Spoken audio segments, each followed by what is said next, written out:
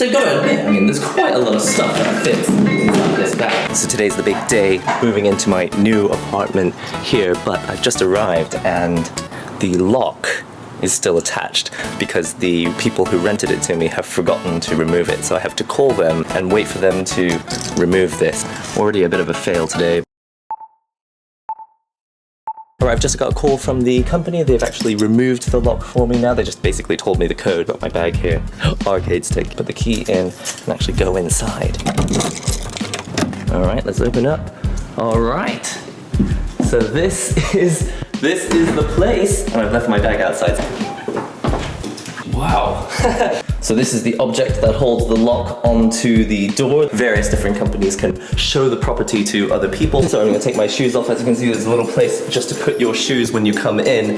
This is very exciting because this is my first time in my new apartment here in Tokyo. I'm moving house. This is the whole house. There really is nothing else to it apart from a place to put my washing machine and also the toilet. Hold on, I think I have to turn the electricity on here. Let's see if I can actually turn the lights on. Yes! This is gonna be my new shower, sink, toilet. It actually feels a lot like a hotel in here. Wow! Don't use the toilet until you've checked that there's no plastic here. This is like a prank. There's barely enough space to sit in this bath.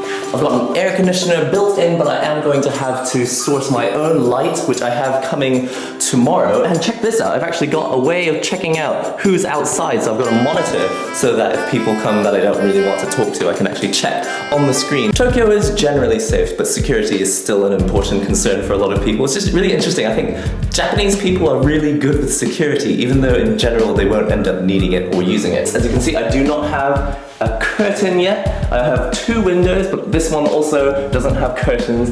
Essentially, I have nothing in this apartment. They've got a cupboard here. Like, you could literally fit a bed in there and have someone sleep in there if they wanted to. In the future, you're going to see videos being shot in this room unless I move house again. So there's actually quite a lot more plugs than I was expecting. This is really important to me. Stuff like this, having plugs. I've got plugs there, but I've also got plugs over there and also plugs over there. I would say that the process of getting an apartment in Japan is not actually too bad, but if you don't speak Japanese and you don't have someone to help you, it actually can be quite stressful. If you just stay calm and don't get angry when certain things don't go your way, then it's actually not too bad. I would say that an apartment like this, 65,000, so what is that? What is 65,000 yen in US dollars? The answer is 575 US dollars. In order to actually move in, you have to pay a deposit and you pay 2 months rent. For no particular reason, you usually just pay 2 months rent. The other, that month just disappears, and then when you recontract in a second year, you're gonna have to pay 2 months rent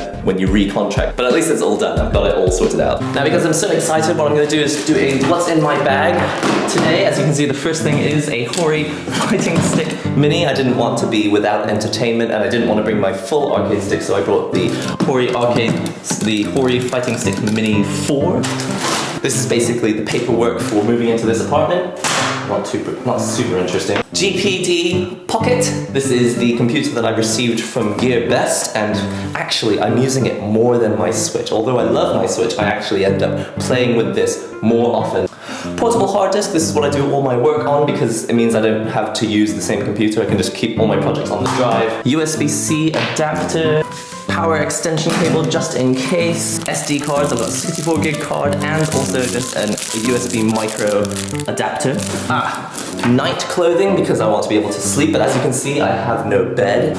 And here I've got my Manfrotto tripod. This is a mini tripod, and the reason I want to show you this is so that I don't have to hold you anymore. Not sure how the lighting is, but for now I just don't want to hold the tripod. I've brought my Zoom H1, which is actually a surprisingly well-performing microphone.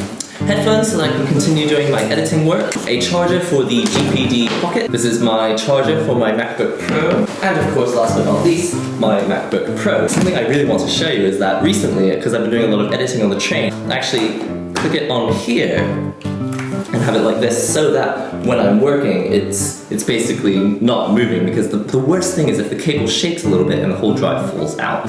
The spare battery for the Sony camera, what I'm shooting on now is the X3000. Just so you can see, the camera I'm using is the Sony 4K X3000, which is essentially the camera I used to replace my GoPro because it has excellent image stabilization. It means that even if you're hand holding it, it really does look like it's not shaking that much. So you've got to admit, I mean, there's quite a lot of stuff that fits inside this bag, but there's more. Colgate, because unfortunately it's very difficult to find fluoride toothpaste in Japan. An Eneloop charger for my AA's because the H1 needs AA's. Another mini tripod. This is nice and cheap. This works as a bit of a selfie stick, but also just in case I need to hand it to someone and they want to record their voice. I've got a Sony Xperia M3 phone, which I use as basically a tethering device. Figure 8 mains cable. There's no AC adapter plugged to this. This is just a mains cable. 2 lightning cables and 1 iPhone charger. This lightning cable is the long version that you get with the iPad Pro 12.9 inch. This is my Anker mobile battery. This is a 10,000 milliamp battery. And that is essentially it, but there's one more thing. A sleeping bag. And the other joke is that although I've got water, gas and electricity set up, because I don't have a lamp, when it hits about 6 p.m. tonight, it's gonna get dark. And I don't even have curtains. But yeah, that's essentially it. Just wanted to show you my new apartment. It means I'm going to have to spend a lot of money getting it set up all over again, but I think it'll be worth it. Do comment and subscribe to the channel for more, and I will see you in the next NihongoGamer video.